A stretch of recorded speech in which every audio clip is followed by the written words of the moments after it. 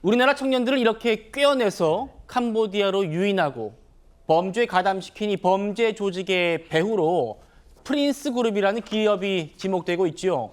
우리나라 경찰도 이 프린스 그룹 전담팀 구성하고 첩보를 분석 중인데 그보다 앞서서 저희 TV조선 취재진이 직접 프린스 그룹 본사를 찾아가 봤습니다. 만나보시죠.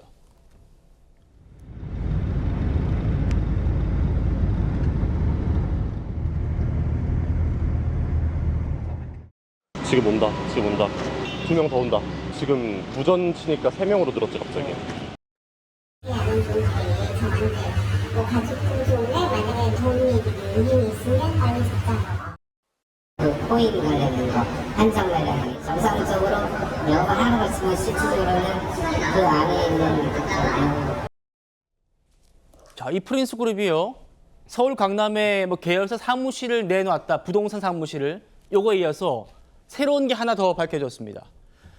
국내 금융사에 이 프린스 그룹의 자본이 912억 원이 예치돼 있다. 이런 사실이 지금 새롭게 드러나는 건데 평론가님 어떻게 된 일입니까?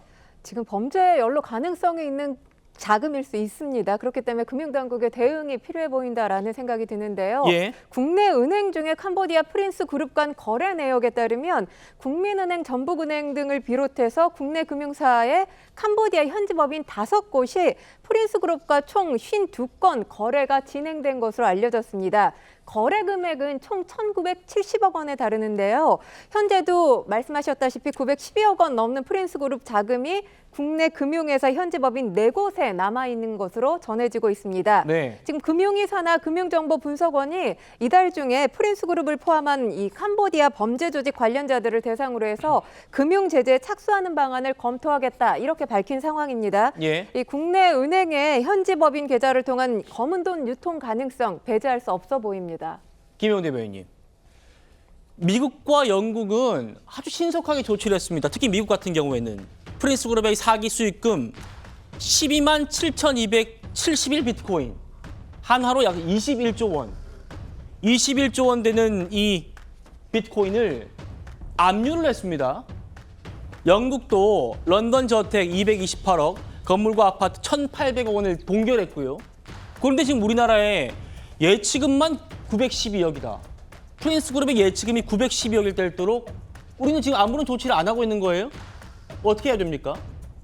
네, 미국에서는 약 6일 전이었죠. 법무부에서 공식적으로 발표를 했는데 이 프린스 그룹이 사기 그리고 자금 세탁 공모 혐의가 있다라고 해서 이 회장을 지금 천지를 기소를 해놓은 상태이고 들은 것처럼 21조 원을 지금 압류를 한 상태입니다. 네. 그렇다면 우리나라도 가장 큰 피해 국가 중에 하나이기 때문에 응당 상응하는 그런 조치를 취하는 것이 맞다라고 생각을 하고요. 예. 근데 이 조치를 취하는 의미는 바로 이것입니다. 조직 범죄는 결국에는 돈을 버는 그런 목적에 있기 때문에 이 돈줄부터 끊어야 나머지 수사가 빨리 진척이 된다는 것이거든요. 그래서 미국에서 제재를 취한 것처럼 한국에서도 비슷한 그런 조치를 취해야 되는 거는 맞습니다. 그리고 또한 한편으로는 사법 공조도 필요합니다. 저는 이번 사건을 보면서 참 우리나라의 대응이 하나 아쉬웠던 점은 좀 쉬운 예를 들어드리면 우리가 동물보호단체 같은 경우도 그런 유기동물 같은 것들을 우리가 구하러 갈 때 미리 그 브리더한테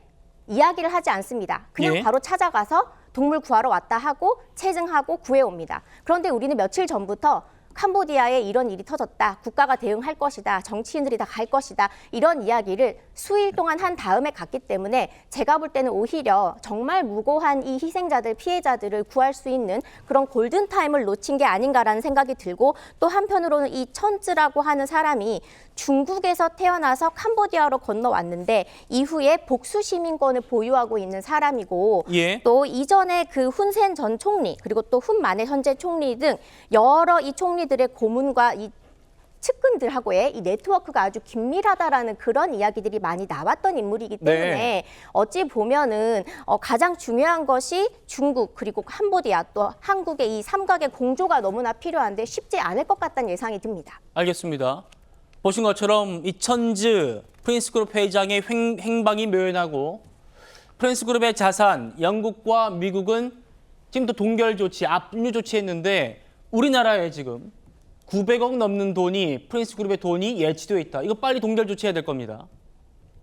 지켜보도록 하겠습니다. 왜냐하면 우리나라 대한민국의 이 청년들을 꿰어내가지고 지금 캄보디아를 유인한 지금 주범으로 지목되고 있는 그룹이기 때문입니다.